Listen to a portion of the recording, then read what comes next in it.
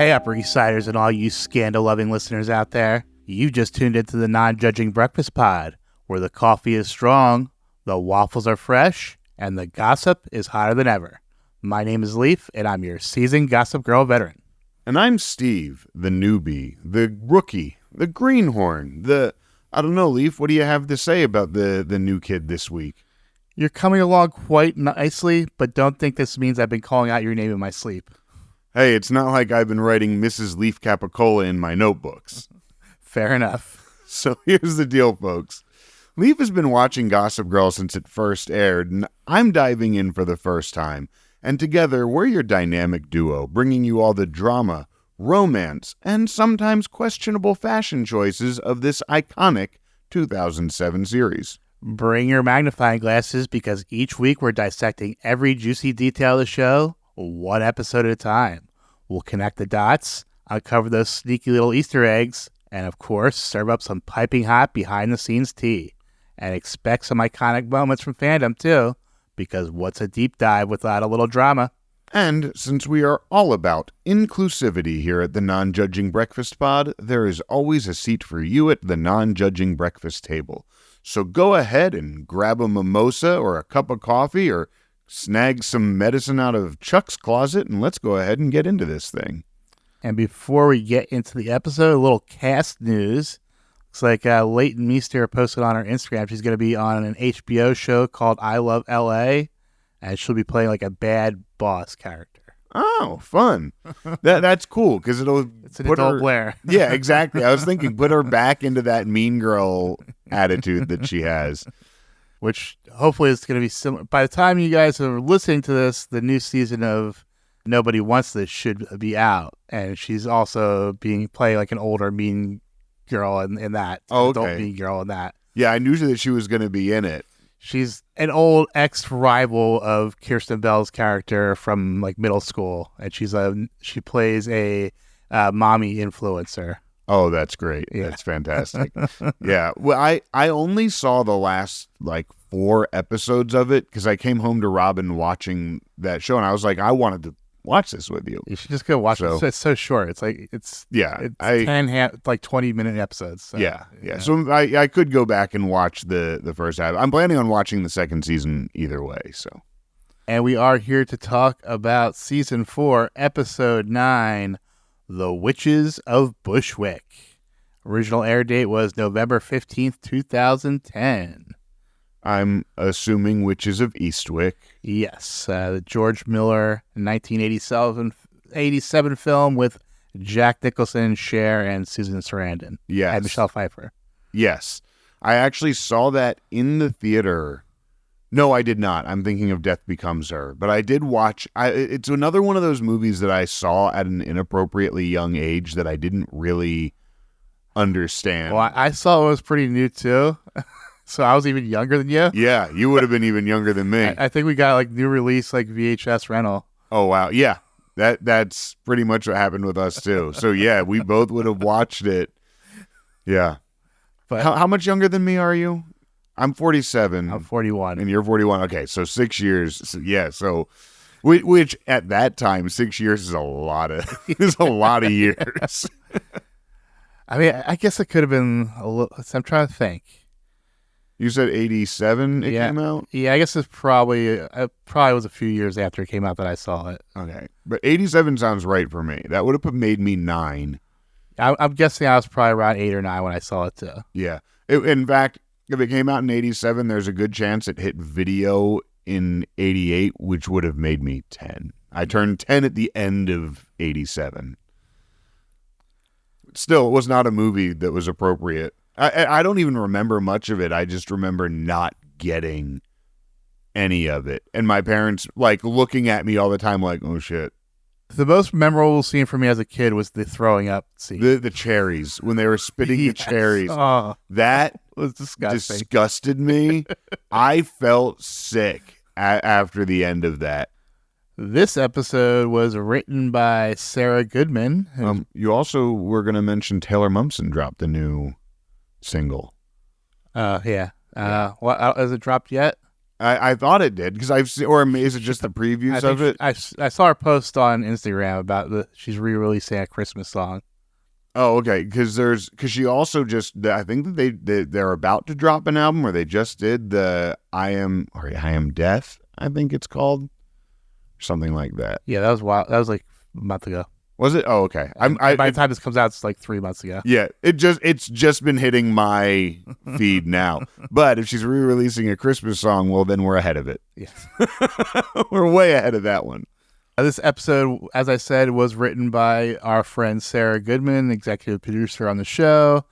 She previously has written season 2, episode 23, The Wrath of Khan, which was the Georgina episode where she comes back from camp. And then we get the season 3, episode 7, How to Succeed in Bassness. Season 3, episode 13, The Hurt Locket. Season 3, episode 21, Ex-Husbands and Wives, and also the second episode in France this season, Double Identity. This is a roller coaster, really, of episodes, because the Hurt Locket I fucking hated. Yeah.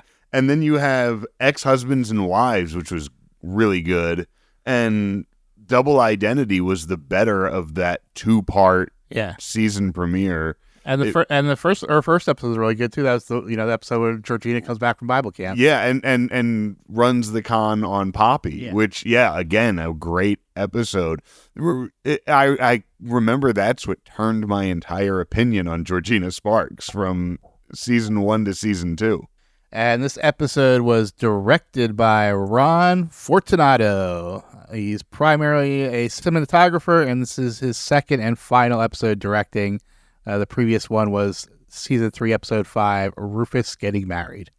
Which was fine. Yeah. It didn't really have anything too over the top. It did have that really good scene at the end with Rufus, Scott, and Lily. Yeah, the whole after wedding scene was basically like a music video. Yeah, and then with the Sonic Youths, with talking interspersed. Exactly. When we had the Sonic Youths come in and play some songs for us.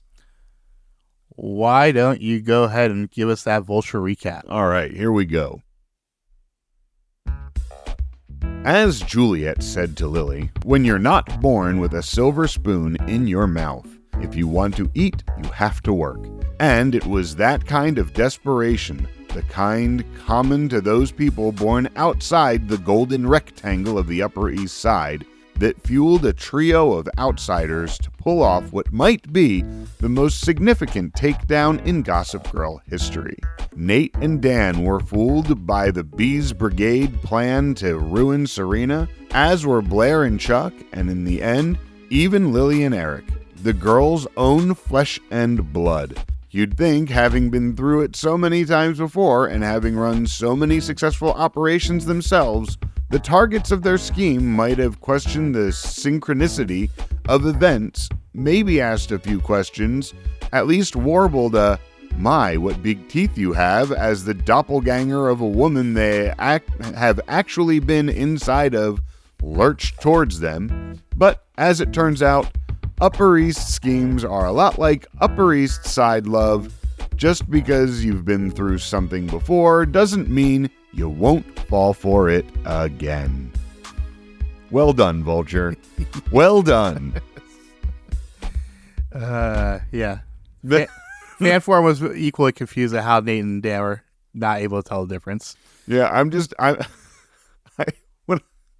my first thought was like, let's just hope that they got the right girl to the right guy.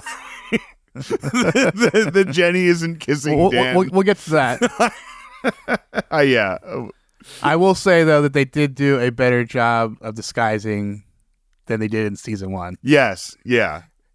Jenny grew up a little bit. Yeah, Jenny, and that's funny because I had thought of that Jenny, Taylor is a lot taller now. Taylor, shot up, a good 5 or 6 inches, and I think they also put her in taller clothes. But I think, if I'm correct, Taylor Momsen is kind of tall. She's not quite as tall as Blake, I don't think, but she's pretty tall. Yeah, I want to say 5'8". What do we know how tall they are? I'm thinking Blake is probably I think she's listed at 5'9", 5'10". I think she's listed at 5'11". 5'11"? Okay. I'd go that high. And then I would think that Taylor would be like 5'9", something like that. I would say that's about right. Which is tall. I mean, that's how tall my daughter is. And she's tall. Let's get into Act 1 with a Gossip Girl blast. On the Upper East Side, the possibilities are endless. Dom or Krug, Winston or Cartier, Tori or Stella. Eventually, even the people with everything have to choose. Serena arrives at the penthouse looking for Eric and Elliot, who she was supposed to meet out for breakfast. But the boys decided to eat at home instead.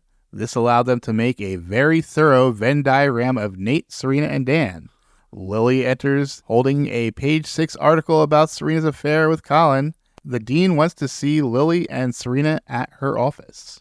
Couple things here. I love E squared in here. E's Harmony? E's Harmony. Yeah, I loved that. Okay, E's Harmony. Beautiful. I love Eric and Elliot being here, being happy, being together. Mm-hmm.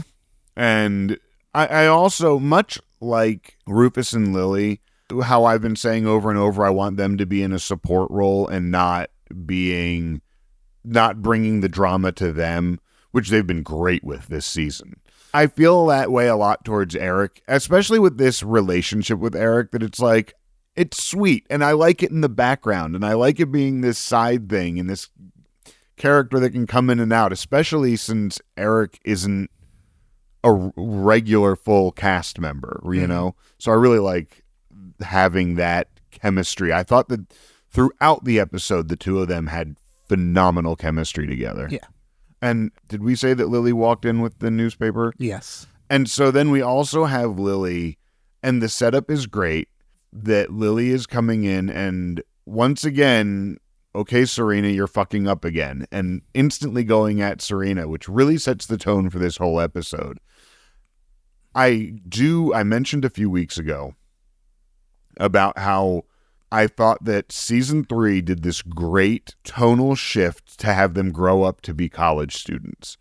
And then they went back to doing high school students this season. And I hate it. And I hate the whole, we've got to meet with the dean. Deans aren't principals. It's so dumb. It is so irksome to me. But we're here. And that's all I have to say about the storyline they're doing. Yep. That's all I have to say about that. Dan is leaving a voicemail for Serena when Nate shows up at the loft. It appears Vanessa is trying to play matchmaker with our favorite bros. I fucking love this. I love this whole scene. I love that Vanessa's like, I know you guys are mad at me for what I did to Serena. And I mean, really, yeah.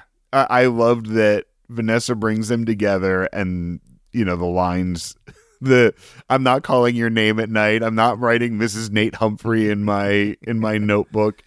They're just the way that Dan and Nate will always just come back together is one of my favorite things. Yeah. The way this show does it. They are probably two of the most emotionally mature people throughout the series. Like Dan will go off the handle, but then he'll kind of come around and realize where the error of his ways, and Nate tends to be pretty cool-headed because there's not much going on in that head to begin with. There's not much to get it too hot. Yeah, and once again, from day one, they've been natural rivals. Yes. But they also just like each other. Yeah, exactly. And they've always had that rivalry that they will always put this, even before they were friends, they put this chemistry they had over their interests.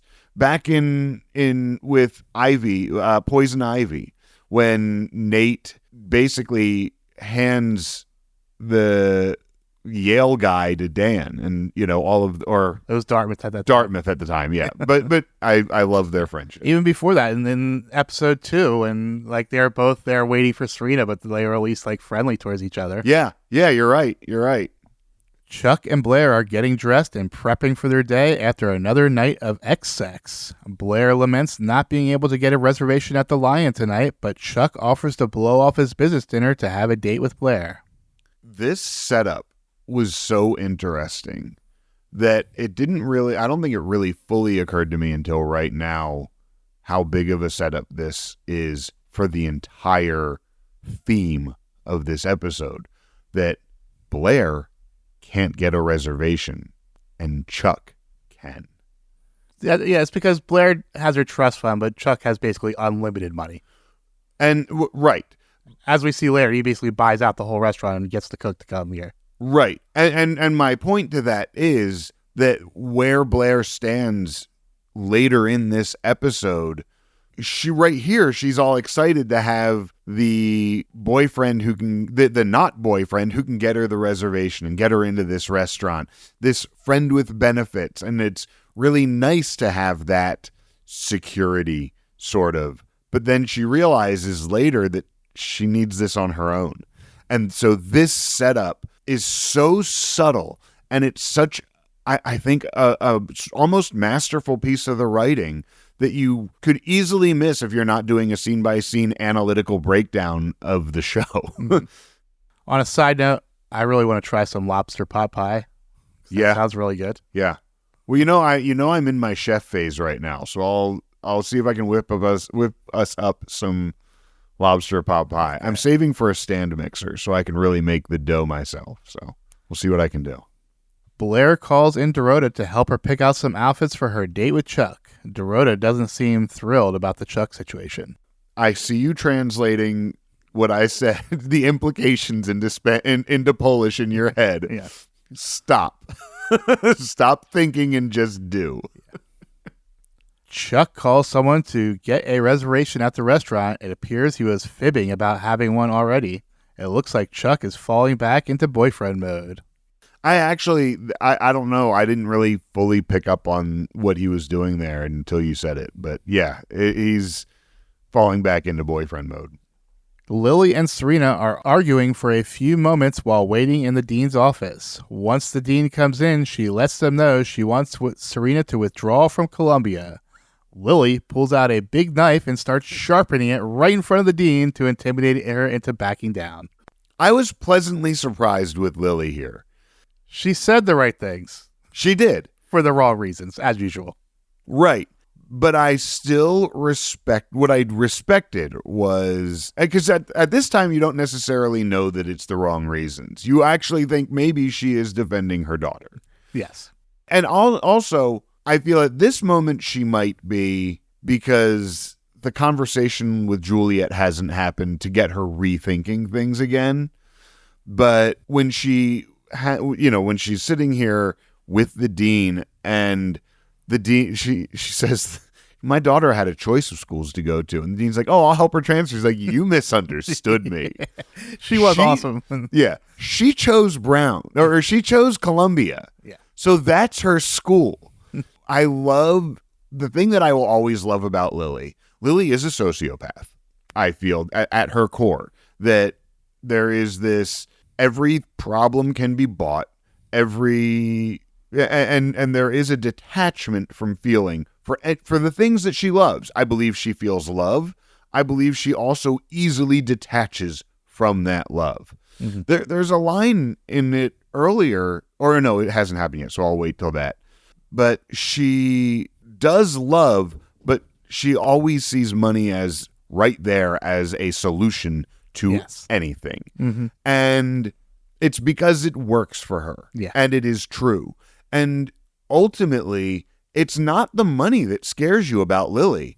It's that you don't know the depths she'll go to, because she is that intimidating when you're with her. And so I really loved Lily in this scene. Mm. Nate and Dan are working out their differences over a game of Nerf basketball. They both acknowledge they like Serena and don't want to ruin their friendship either. They make a gentleman's agreement to both take their best shot with Serena and to honor her decision. Yep, adorable. No notes. I love them working it out, and may the best man win. I already did. I just did. A little cocky there, Nate. Yeah. But I mean, Nate is cocky. Back at the penthouse, Serena is thanking Lily for standing up for her, but quickly pieces out when Jenny comes down the stairs with Rufus. Jenny lets Lily know about Juliet Sharp's nefarious plans. So my reaction was, oh? And Robin's reaction was, unless she's pulling some shit. And then as soon as they walk out of the room. Yep. After Lily leaves the room, Jenny calls Juliet and Vanessa to reveals that Lily took the bait and that Vanessa playing matchmaker with the boys was also part of the plan. Yeah, that now we see that this whole plan between the three of them is in motion.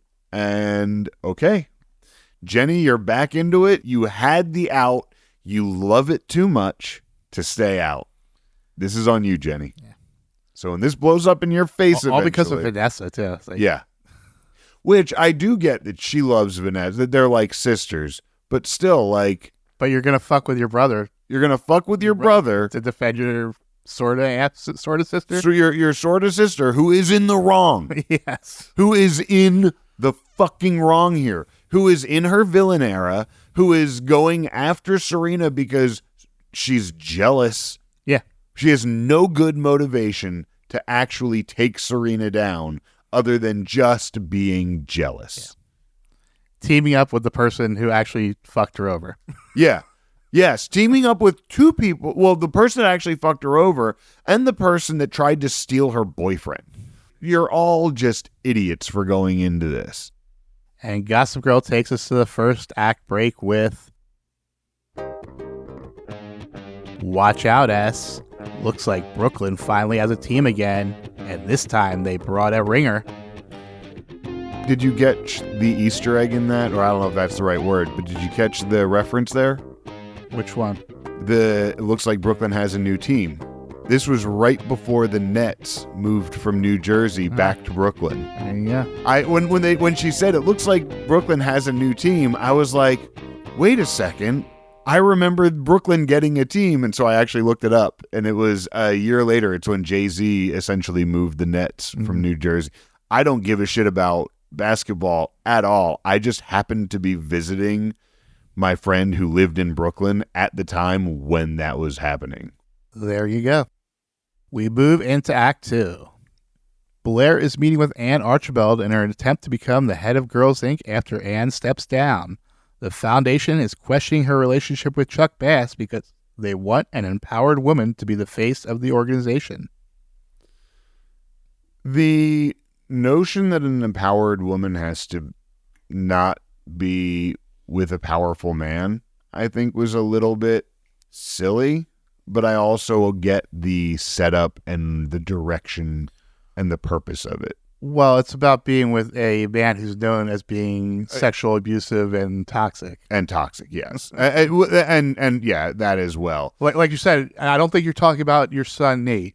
You're right, yeah. You're talking about Chuck. Yes. It's specifically Chuck, not necessarily a powerful man. Yeah, no, you are correct. That it is somebody who has a reputation of debauchery. Yes. And hedonism. And not treating women very well. And not treating women.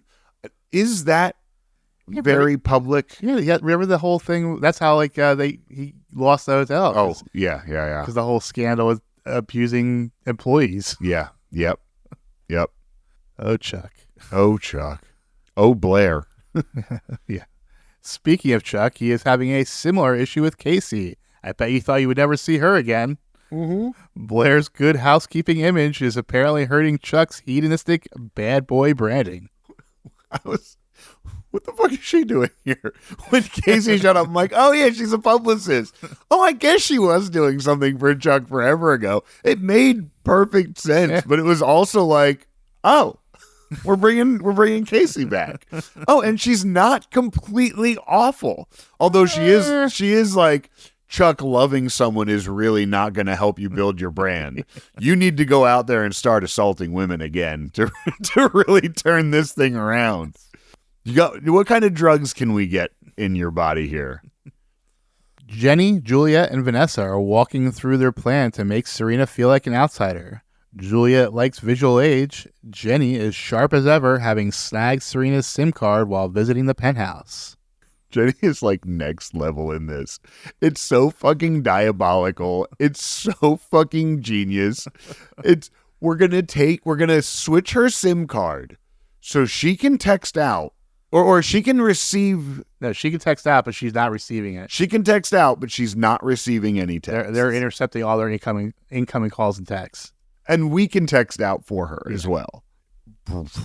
It's so diabolical. She is a genius. She really is. It's genius. We often talk about the plans being not as smart, but it'd be really tough to pull off, but it's pretty fucking smart. Chuck and Blair are getting manicures while talking over the phone. Pedicures.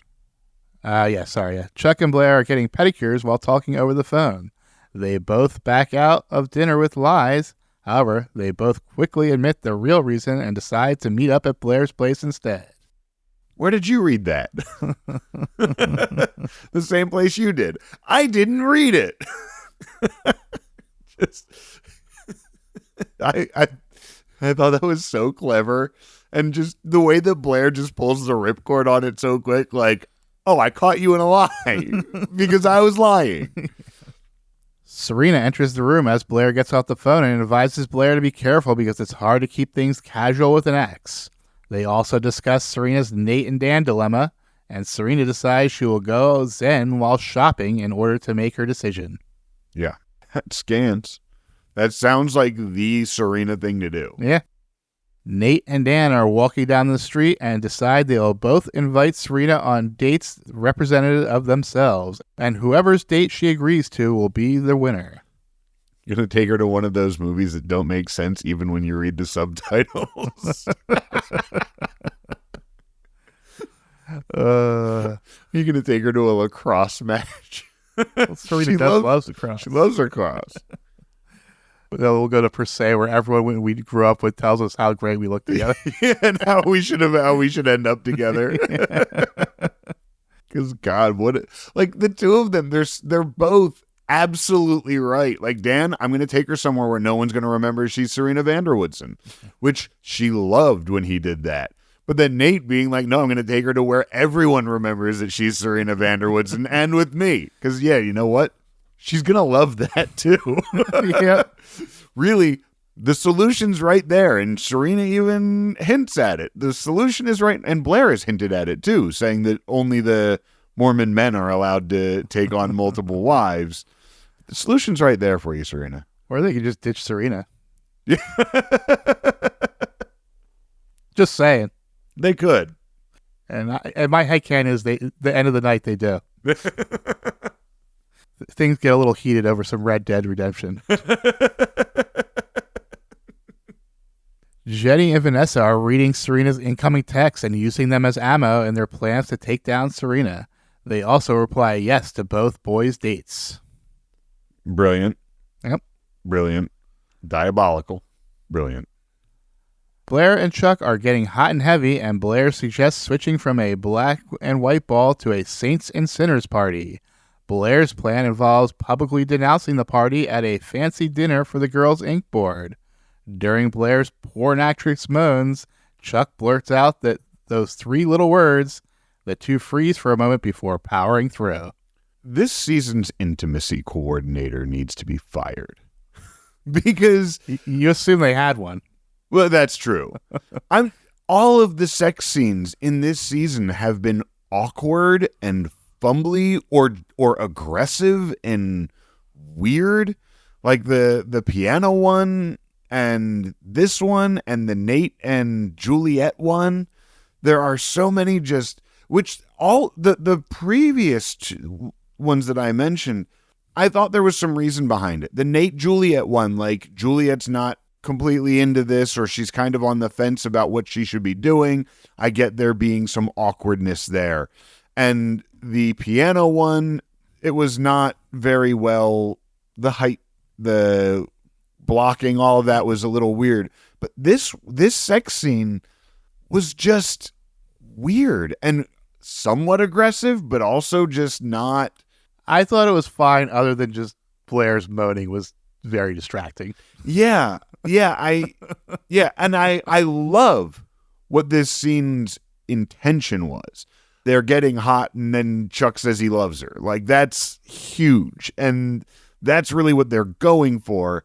I just didn't feel like it Yeah. hit until that moment when he says it and they stop and Dior makes a great black or something like that to seemingly ignore it. That was great. But leading up to it, it was like, oof, I didn't like it. And we go into Act 3. Juliet is meeting with Lily. Lily tells her to back off, but Juliet reveals that she knows this isn't Serena's first student-teacher relationship. Lily quickly changes her strategy and offers money. If I remember correctly, because I've been racking my brain on this and I haven't gone back to look, I believe now I remember there being something with leaving alcohol in a teacher's classroom or drugs in a teacher's classroom. No, it wasn't something like that. What was it, actually hooking up with a teacher? Yeah, there was a rumor that Serena had an affair with a teacher. Okay. Yeah, because I do remember Damien giving the list, and I remember saying that would get a teacher fired or arrested. I feel like I remember saying that would get a teacher arrested. So, but yeah, then Juliet here and Lily is just ready to buy her off as well. And I love that Jenny knew how much that would piss off Serena. Yeah. She knows the players. Yeah, some fucking Art of War shit. While shopping for dresses with Eric and Elliot, Serena can't choose between black or white. Clearly a metaphor for her inability to choose between Dan and Nate. The three get a Gospel Girl blast about the change in themes for tonight's party. And I love it's, this one, I don't have anything like it, but this one I can wear all the time. And sort of the same things. Yeah. Maybe I could buy both. I thought the point was to choose. And again, a great Elliot and Eric scene. And they had, Dan and Nate was hard enough. I'm not touching good versus bad Serena. Yeah. And then Elliot and Eric leave Serena to her shopping, and they hold the door for Juliet entering the store on their way out. Juliet lets Serena know about Lily paying her off. Yeah. it's like, again, it's like, okay, you got to go get Lily to pay you off, and then you got to make sure Serena knows immediately, and that's how we get her. But we clearly see Eric and Elliot pass Juliet as they're leaving. How do they have no reaction to her? She's been on Gossip Girl. They should know what she looks like. Right. Yeah, they have zero reaction to her. Yeah. Dan calls Vanessa to see if Serena shows up at the loft instead of the park for their date. Vanessa, who isn't even at the loft, says she hasn't seen Serena. Vanessa is with Jenny at Juliet's apartment, and Jenny intercepts a text from Nate to Serena asking where she is. All going to plan. Nate calls Chuck to see if Serena is waiting for him at the Empire. Chuck uses this as an opportunity to ask for advice on his little I love you snafu. Everyone knows that when you say I love you during sex, it just means that I love having sex with you. Oh, Nate. But also good broing, I guess. Yeah, I guess. Blair is also looking for advice on Chuck's accidental blurt. When Dorota points out that Chuck doesn't seem like an accidental blurter, Blair turns up the crazy and seizes Dorota's book. Yeah. Her time traveler book, which this came out of. The whole Dorota reading a book seemed a little out of nowhere. It isn't like a common thing to happen on the show. So I thought it was a little weird for it to just happen, but it was there. Chuck brings out the worst in Blair. Yes, always. Such a horrible thing. It's like, yeah. Just takes her book. Yeah. Yeah. Serena confronts Lily about paying off Juliet. Serena is upset Lily didn't believe her, that nothing really happened. As is tradition, Lily shits all over Serena's choices and admits she always thinks the worst of her. And we've seen her do it over and over again. And she's been wrong so many times in the past 4 years. And Serena keeps proving her wrong over and over again when she does this. I will say in Lily's defense here, I disagree with Serena that nothing happened with Colin. They were clearly having an emotional affair and made out multiple times. Yeah, sleeping with him isn't the issue. It's it is what you were doing was still inappropriate. Yeah. The flip side of that coin, though, still is Serena is the minor and the student. Oh, yeah. And I'm not blaming Serena. right. And I see, but I just disagree that nothing happened. Right. I agree with that as well. It is also Lily not even saying where this is coming from. So if Lily would say, well, what about the guy at boarding school? Then Serena could at least know what the fuck is going on. But no one's saying that to her. Yeah, and you got to wonder, did that really happen? Again, the stuff when Damien said it, I feel like I remember thinking that wasn't true. Well, he said there was a rumor. Right, and there's a rumor, right. He specifically said it was a rumor. Right. And I didn't think that it was, I've kind of really felt that all along, that they're going to Faraday this thing again. That was his name, right? Pete Ferriman. They're going to Ferriman this thing, that like Serena thinks she did something horrible or someone thinks she did something horrible. Faraday was the guy from Lost. Right. Yes. Daniel. It's like Lily talk about what's going on and ask questions instead of making accusations because you've been wrong a few times. Also, this boarding school thing was 5 years ago. So if you're going to hold that against her when Juliet comes like, oh, well, there's someone else 5 fucking years ago. When she was like 13. Yeah. Get over it. Lily. She would have been 15, right? Season 1, she's 16, so it would have been the year before. So she would have been 15. Yeah. But still, she's 20 now. Get over it. Dorota happily welcomes in celebrity chef John DeLucci from the restaurant Blair had wanted to go to. It looks like Chuck sent him over to cater Blair's Girls Inc. dinner. Blair decides to go find if Chuck meant what she said. Right in the hallway, she unzips her conservative dress to reveal a slinky red slip dress. We're in mixed company. I didn't recognize the chef either.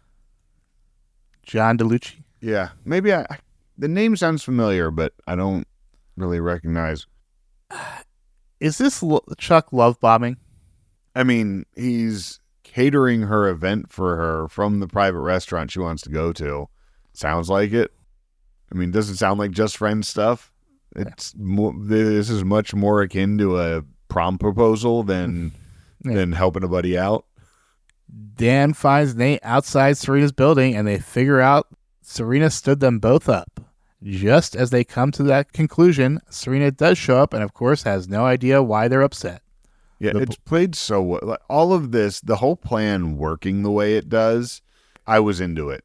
Yeah. The way that they're both like, let us know. They both think that she's playing them and demand that she makes a choice by midnight. Yeah, you got to know this by midnight. Pick one of us. You know how we both feel. Deuces. Stop playing with us. Although what's really funny, and they say it in the next scene, is that they're both like, you're playing with both of us. You need to choose by midnight instead of being like, fuck off. Which the next scene, I think, is what... Yeah. At Juliet's apartment, Team Brooklyn is putting on the finishing touches on the plan. They are going to give Anne Serena's resume to make it look like Serena is trying to steal Blair's spot. We see them, as well as Nate and Dan, getting a blast about Serena still not having chosen, and Jenny instantly forms a plan to choose for her. When Vanessa was like, they'll forgive anything. And she's right. Yeah. The two of them are like, hey, okay, listen here, Missy. We're both really mad at you. So choose one of us within the next 7 hours. And Vanessa just being like, what the fuck? Like, why are they still talking to her? It's valid. Yeah. We go into Act 4. Jenny and Juliet arrive at the party wearing the same outfit as Serena. Chuck and KC are walking through the party. Dan and Nate arrive together and wish each other luck. Yeah, not much to really go on here. I thought Dan looked great when he got dressed in this. It's not the outfit I'm picking, but I thought his suit looked good, so I wanted to point it out. And this is where we first see that Jenny and Juliet are wearing the same dress as Serena. Right. That 3 people decided to wear that. Yeah. So nice, they wore it thrice. Juliet checks in as Serena, and Jenny is already in the party. Juliet is on the phone with Vanessa, who planted Serena's resume with Anne. However, they realize Blair is at the Saints and Sinners. Juliet works up a plan to get the Girls Inc. board to come to the party to see Blair. So plan is underway, and once again we have Jenny in a masquerade, this time very intentionally trying to be Serena and not incidentally being Serena. Blair tries to talk to Serena, but is actually Jenny in disguise. She asks her for advice on Chuck, but Jenny/Serena is silent and walks away. So right there, starting to vision with Blair. And also Jenny getting some info on Blair and Chuck, too. And yes, and Jenny getting some ammunition as well. So all kinds of great setup here. Lily and Rufus are eating Rufus's bolognese and discussing Serena. So Lily reveals that something happened with Serena and her boarding school teacher. This is where Lily really pissed me off.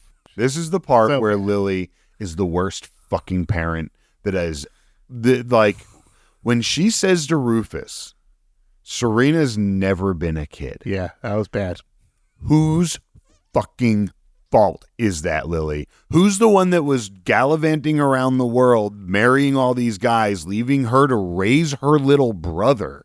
And for her to go to a school and get seduced by a teacher, for you to assume that it was her that was in the wrong with a alleged affair with a teacher because she's the one who is too grown up. Whose fucking fault is that? You terrible, terrible mother. Yeah. Awful. That made me fucking furious. I think there's a live reaction of me saying, whose fucking fault is that, Lily? Yeah. No, nothing else needs to be said. Yeah. She's the worst. She's the fucking worst. Jenny, still cosplaying as Serena, goes up to Nate and silently kisses him and walks away. Well done. Serena arrives with Eric and Elliot, but is unable to get past the doorman because Juliet is already checked in as Serena. It's funny how everyone knows who Serena is, but that doorman doing his job, except he didn't do his job. Yeah, I think he actually listens to this podcast because he didn't want to get shamed. But he did let the wrong Serena in without checking. So. But also, Juliet walked in wearing her mask. Yeah. With the same dress, specifically trying to look like Serena. Yeah. Why didn't he just assume it was her leaving, and then came back in? Yeah. Yeah. Oh, boy.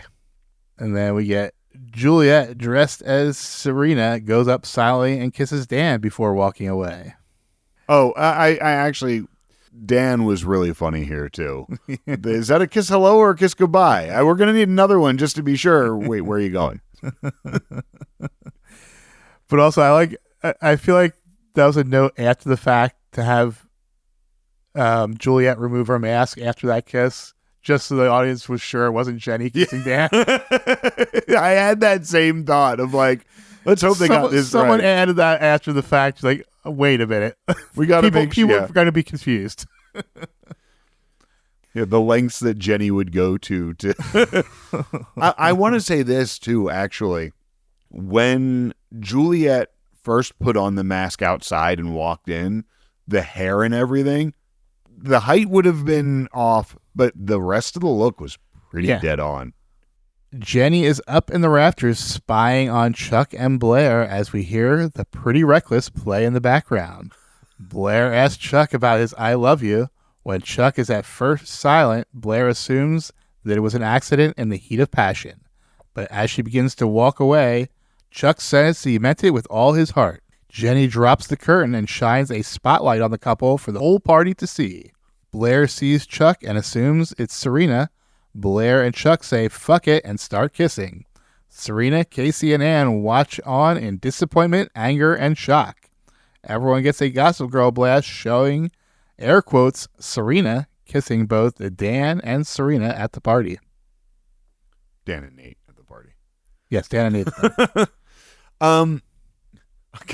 Because in theory, they could have had a picture of Serena kissing Serena. Just imagine Juliet goes up and kisses Serena and be like, now let's really fuck with people.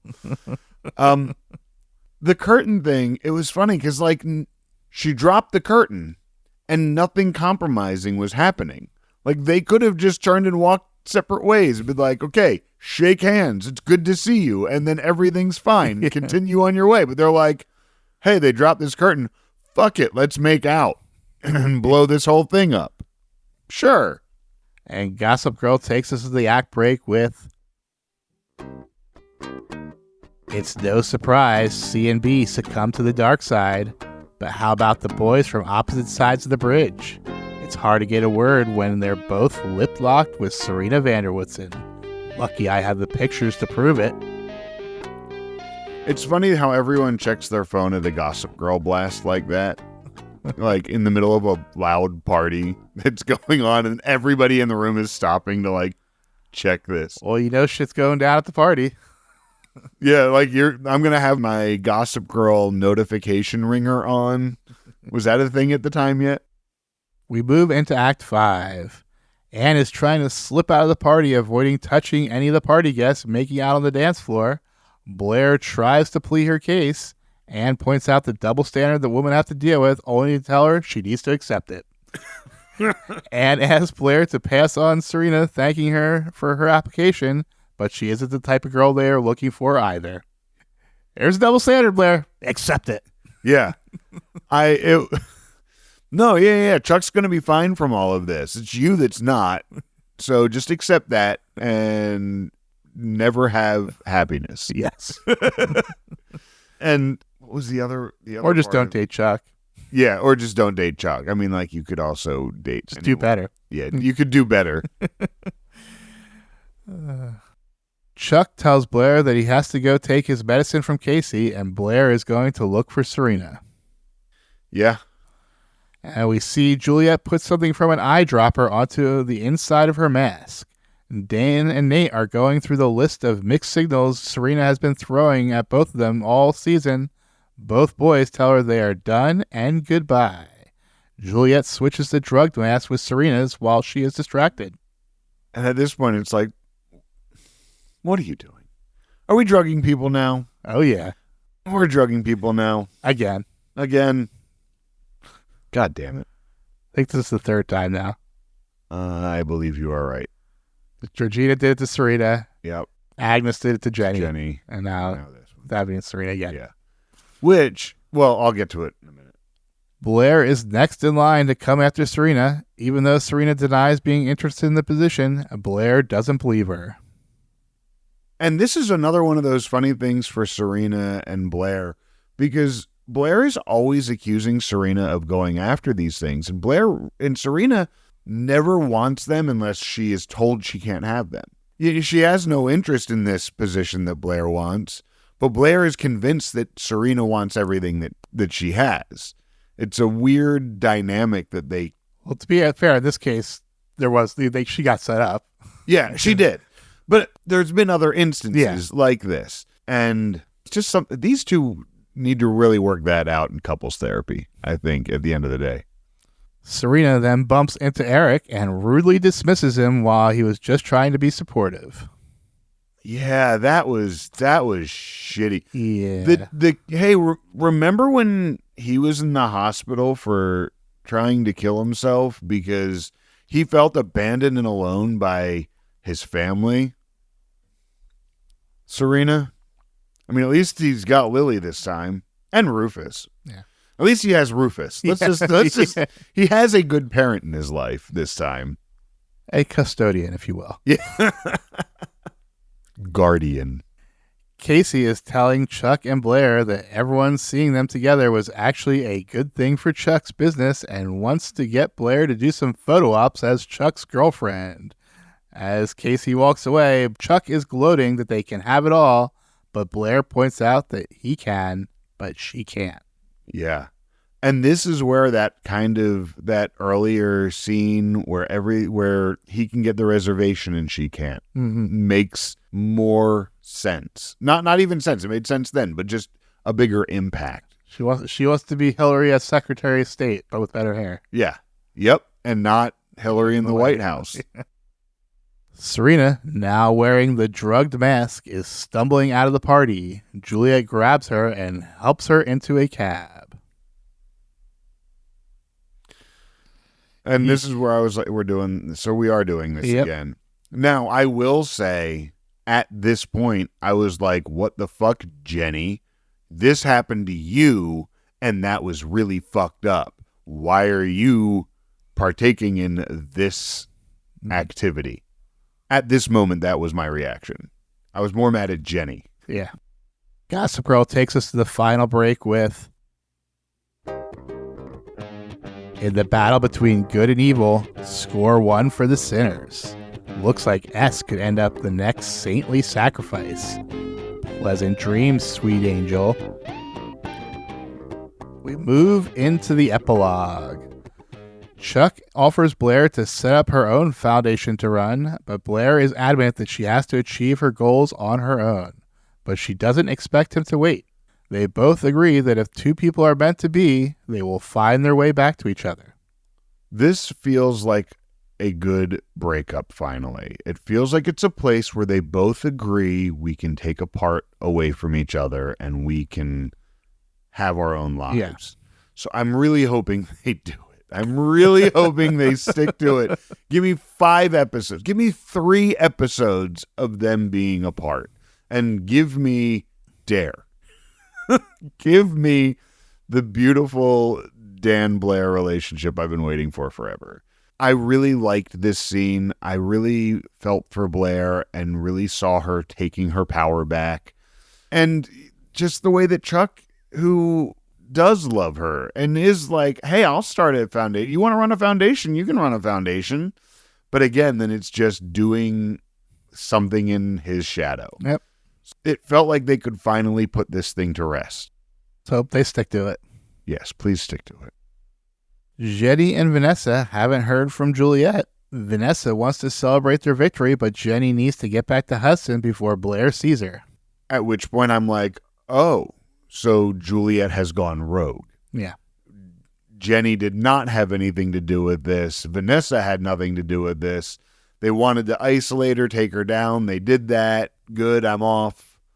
Jenny is leaving back to Hudson. I don't think she's going to make it very far because this is not resolved. Yeah. But, yeah, Juliet has gone rogue and has now drugged and kidnapped a person. As we see, Juliet still in a cab with a passed out Serena ignores a text from Vanessa. She instead pulls out Serena's phone and sends a message to the dean withdrawing her from Columbia. Yep. She's got the dean in her That's how you withdraw from college. Yep. You send a text message. Send a text message to the dean who is in your contacts. Chuck is at his suite drinking alone. Scans. Blair is reading Dorota's confiscated romance novel in her bedroom. Scans. Dad and Nate are walking together and decide to have a night of gaming and no Serena talk. Yep, little Red Dead Redemption. Lily gets a call from the dean telling her about Serena dropping out. She lets a returning Eric know, and he is not surprised. He thinks that Serena is going back to her old pattern of alienating people and running away. Now, I'm not mad at Eric for it, because she's done it to Eric. Yeah.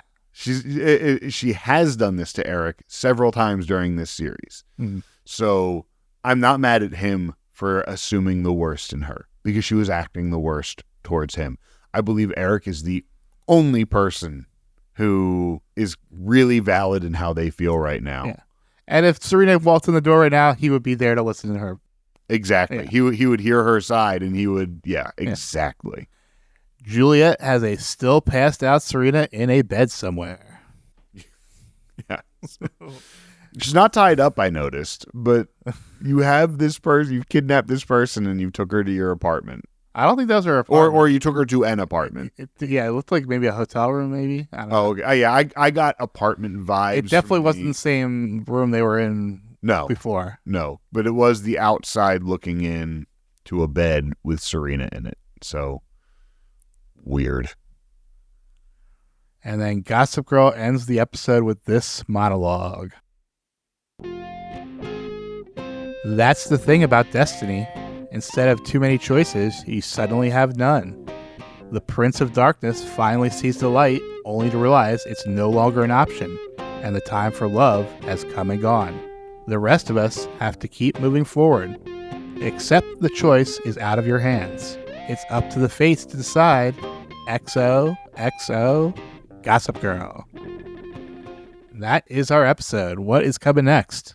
I think my big prediction is, being that Vanessa and Jenny are the only ones that know that everything was a setup and that Juliet was involved, the two of them are going to need to work together to save Serena. That's my big prediction, is that now Vanessa and Jenny have to find Serena and essentially save her from Juliet.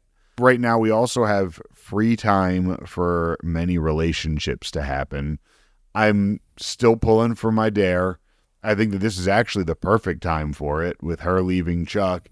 She wants to have someone who is not Chuck, and I think that who historically are the first to defend Serena? The first to defend Serena? The first two to defend well, her. Nate and Dan, of course. Well, no, Dan and Serena and Blair. Oh, Dan and Blair. Yeah. So yeah, it just makes sense that they're going to have to work together and put them into that situation too. I really don't have much for Chuck. I don't know where this story goes for him right now. Now that he has like the successful hotel, and I'm really hoping that he's not going to go to scheming to get Blair back, which then means maybe Chuck and someone else, maybe like Casey, maybe Juliet. But I feel Any like idea what Juliet's plan for Serena is? Part of me was wondering if it is to get another setup for her and another man to make it look like she was doing something inappropriate with somebody else. I feel like whatever it is, it ties back to the original plan of getting Ben out of jail. So I think that she somehow wants to work that around into it. Did you happen to see the title for the next episode? No, I did, but I did not read it. It's Gaslit. Oh, I did see it. Okay. It's Gaslit. So yeah, we're going to be told a lot of things that aren't necessarily true. That makes sense. Yeah, and I think Jenny's in the thumbnail still, which is, yeah, I didn't think she was getting back to Hudson before I saw that. Mm. This is too unresolved for Jenny to go away just yet. Well, let's get into some segments. This week in fandom, we traveled in the Wayback Machine to the fan forums from 2010. Hello there, Peabody here. And this is the Wayback Machine for traveling through time. And this is my boy, Sherman. Speak, Sherman. Hello. Good boy. Overall reaction was kind of a meh episode. I liked this episode. I thought it was funny. I thought there was a lot of good humor in it. But yeah, I just kind of over the triangle. And I think that was their biggest issue too. Yeah. I guess this kind of, to me, felt like it was a good way to get past it, so it wasn't bothering me quite as much. But I get it. And a lot of people asking why couldn't Dan and Nate recognize they weren't kissing Serena? Yeah. You've kissed Nate. You've kissed Jenny and Serena before. Dan, you've kissed Serena before. How do you not know the difference? Lily is a shitty parent. Facts. Jenny's motivation doesn't seem to make sense. Not at all. Jenny's involvement is so contractual. It just feels like you owe us. That to even sweeten the pot by putting her song in the episode. Yeah. I wonder if anyone else watched back and was like, the fuck? Like she's now double dipping on a show she's not on. Well, to be fair, we've already had Ed's song and Leighton's song. That is true. Yeah. That is true. They have featured their music before. It was just, it was funny. It was a perfect song for that scene. It was. Yeah, lyrically and everything. It was fantastic. And then finally, Chuck and Blair were one of the few highlights for them. Yeah. I liked how that ended up. And like I said, I just hope that this doesn't lead into more Chuck scheming to get her back. That I'm hoping that they have a new dimension for Chuck for 3 episodes. That's all I ask for. Get me through Thanksgiving. What do you have for your episode grade? I'm giving this one a B. I was not disappointed in a lot of it. Like I said, I thought there was a lot of good humor. Dan especially. Some of the dialogue with Blair and Dorota and Blair and Serena had some really great laughs to it. So I'm going with a solid B on this one. Yeah, I was sort of in that same range. I thought it was okay of an episode. Just kind of, yeah, like the Forbes, I'm over the triangle because it's so obvious that she's picking Dan to me. I just don't think she really loves Nate. Or she's not in love with Nate. She loves him as a friend. Yeah. And a sometimes bang post. Yeah. But he's pretty. Yeah, but she's in love with Dan. Yeah. I agree. So I landed at a B-. That's fair. Moving to Stockwatch, who do you got going up? Oh. Yeah, it was tough. It really is. I mean, Vanessa and Jenny's plan worked. So I'm going to give them a stock up.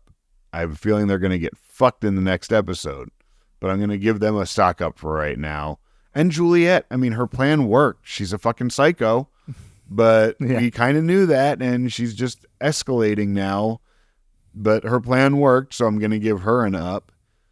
And Chuck's party was a big success. He lost Blair, but he gained a lot more than that.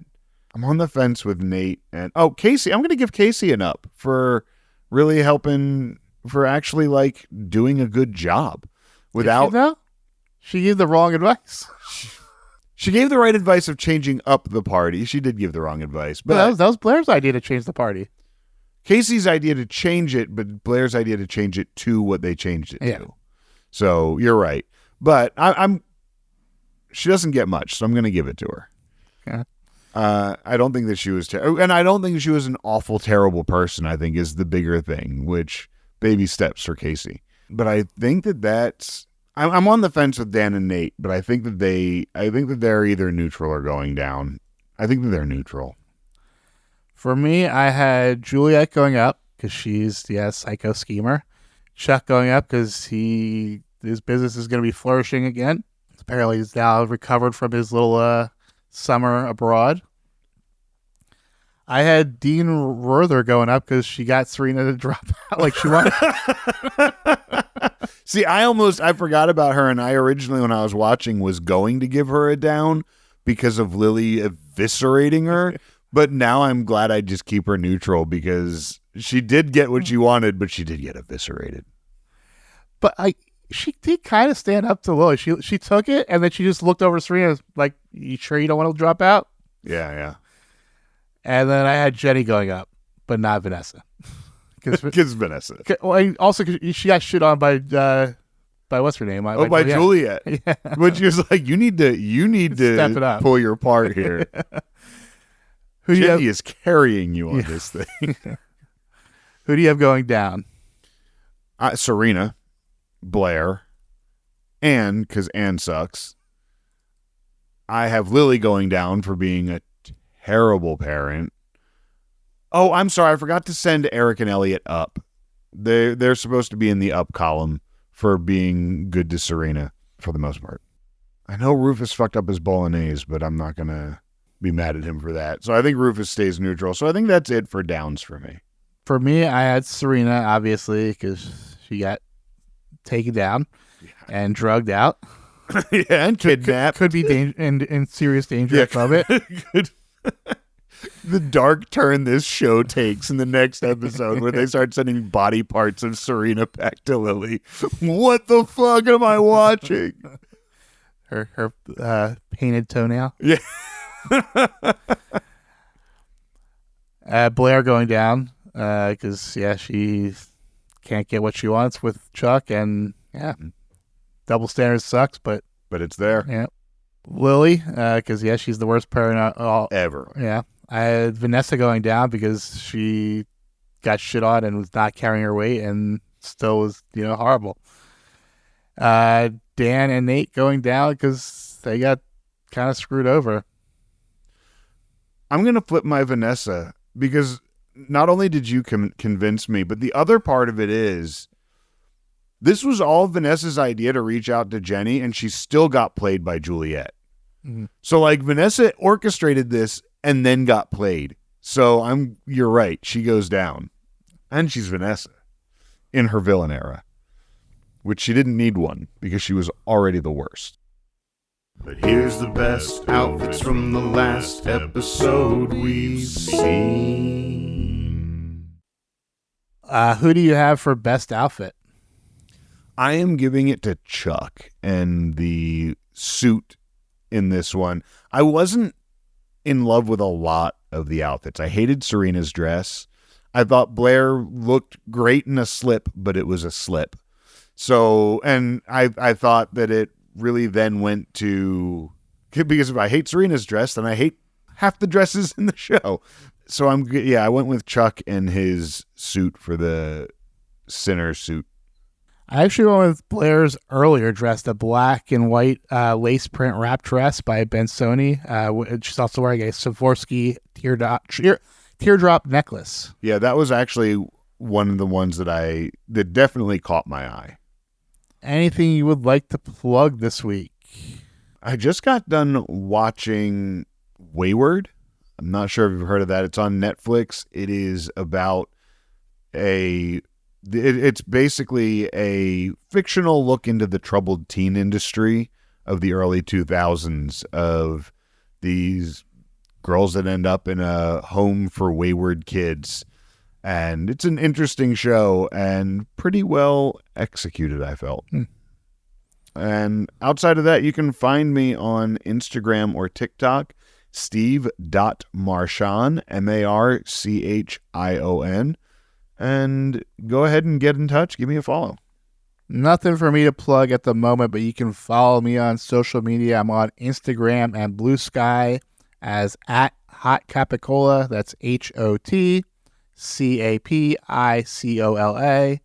You can follow the podcast on Instagram, TikTok, and Threads @NonJudgingBreakfastPod. You can also find links to our subreddit, our Patreon, and our Discord server on our website, nonjudgingbreakfastpod.com. And if you'd like to get in touch with us, we would love to hear what you have to say. Please go ahead and send us an email to nonjudgingbreakfastpod@gmail.com. And we might even have the chance to read what you're saying to us here on the show.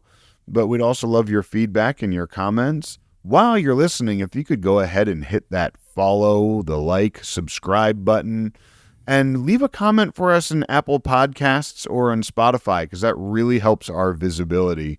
And finally, go ahead and make us your water cooler talk. Tell your friends what you're listening to and get them in on the show and have someone to discuss this with.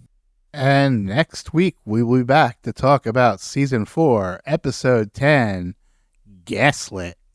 The episode description reads, Chuck, Serena, Blair, Dan, Jenny, and Eric find themselves faced with a crisis when a member of their families is hospitalized. Meanwhile, Nate attempts to help his parents. Hospitalized? Damn. Shit just got real. Real funny, before we go to the outro on this, whenever I listen back to the podcast, I do it at 1.5 speed because I always listen to podcasts a little faster, but I always listen all the way through to the very end of the outro song. But now that I do that, I played a show yesterday, and because I do that, I can no longer play the song at regular speed because it just sounds so slow to me. When I just made a TikTok for us that used the original version of it, and I'm like, oh my God, it's so slow now, which it's about, I think it's a little faster than the actual original Rufus Humphrey version. So when I play it now, when I played it at this gig, I basically play it at 1.5 speed because that's how it is always in my head. Well, until next time, you know you love us. XOXO. Every time you walk away, run away, you take a piece of me with you there. Every time you walk away, run away, you take a piece of me with you there. time you walk away or run away, you take a piece of me with you there. Oh, it seems I'm walking right to your door. My heart's still resting, looking for something more. Are you ever gonna see everything you mean to me? I'm trying really hard to believe. Every time you walk away or run away, you take a piece of me with you there. Every time you walk away or run away, you take a piece of me with you there. Every time you walk away or run away, you take a piece of me with you there. Never feels right when I'm out here on my own. I left last night and it feels like way too long. Are you ever gonna see everything you mean to me? I'm trying really hard to believe. Every time you walk away or run away, you take a piece of me with you there.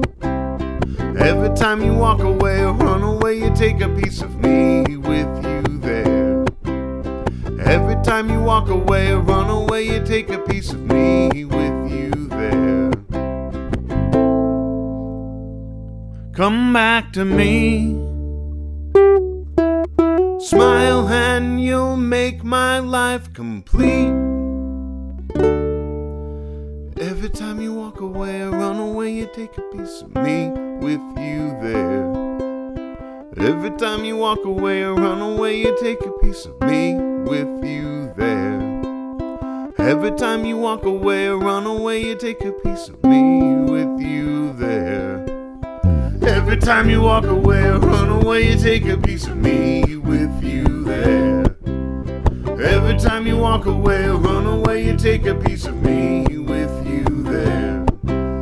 Every time you walk away or run away, you take a piece of me with you there.